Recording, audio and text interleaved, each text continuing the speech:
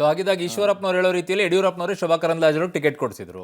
ಇಲ್ಲ, ಅದನ್ನು ನಾನು 4 ಗೋಡೆಗಳ ಮಧ್ಯೆ ಏನೇನು ನಡೀತೋ ಅದನ್ನು ನಾನು ಹೇಳೋಕ್ಕಾಗಲ್ಲ. ನೋಡಿ, ಕೇಂದ್ರದ ನಾಯಕರು ತೀರ್ಮಾನ ಮಾಡಿದರೆ ಕರ್ನಾಟಕದಲ್ಲಿರುವಂಥ ಅಷ್ಟು ಕಮಿಟಿಯಲ್ಲಿ ಸದಾನಂದ ಗೌಡ್ರ ಹೆಸರು ಒಂದೇ ಸ್ಥಾನಗಳನ್ನು ಹೋಗಿದೆ ಅನ್ನೋದಾದ್ರೆ ಶೋಭಾ ಕರಂದ್ಲಾಜೆ ಅವರ ಹೆಸರು ಹೇಗೆ ಬರುತ್ತೆ ಅಲ್ಲಿಗೆ? ನೋಡಿ, ಕೇಂದ್ರದ ನಾಯಕರು ಎಲ್ಲೆಲ್ಲಿ ಯಾರ್ಯಾರನ್ನ ಸ್ಪರ್ಧೆ ಮಾಡಬೇಕು ಅಂತ ಅಲ್ಟಿಮೇಟಾಗಿ ತೀರ್ಮಾನ ಮಾಡೋದು ಅವರೇ.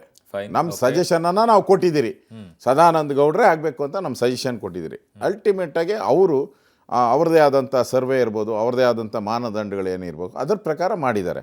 ಅದನ್ನು ನಾವು ಚಾಚು ತಪ್ಪದೆ ಪಾಲ್ತೀರಿ. ಯಾರೇ ಆದ್ರೂ ನಾವು ಸದಾನಂದ ಗೌಡ್ರ ಹೆಸರು ಹೇಳಿದರೂ ಕೂಡ ಶೋಭಾ ಅವ್ರಿಗೆ ನಾವು ಸಪೋರ್ಟ್ ಮಾಡಲೇಬೇಕು, ಕೆಲಸ ಮಾಡಲೇಬೇಕು, ಮಾಡ್ತಾರೆ ಕಾರ್ಯಕರ್ತರು. ಯಡಿಯೂರಪ್ಪನವ್ರ ವಿರೋಧ ಹಾಕ್ಕೊಂಡ್ರೆಲ್ಲ ಮೂಲೆ ಗುಂಪಾಗೋದ್ರು.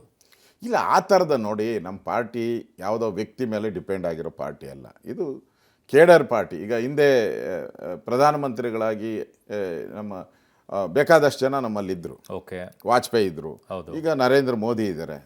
ನಮ್ದು ಆ ಥರದ್ದೇನಿಲ್ಲ. ಯಾರೋ ಒಬ್ಬ ವ್ಯಕ್ತಿ ಮೇಲೆ ನಮ್ಮ ಪಾರ್ಟಿ ಯಾವತ್ತೂ ಡಿಪೆಂಡ್ ಆಗಿಲ್ಲ, ದೇಶದಲ್ಲೇ ಎಲ್ಲೂ ಆಗಿಲ್ಲ. ಈಗ ನೋಡಿದ್ರು ಮಧ್ಯಪ್ರದೇಶದಲ್ಲಿ 3 ಬಾರಿ ಮುಖ್ಯಮಂತ್ರಿ ಆಗಿದ್ದರು, ಅಲ್ಲಿಂದ ತೆಗೆದುಹಾಕಿದ್ರು.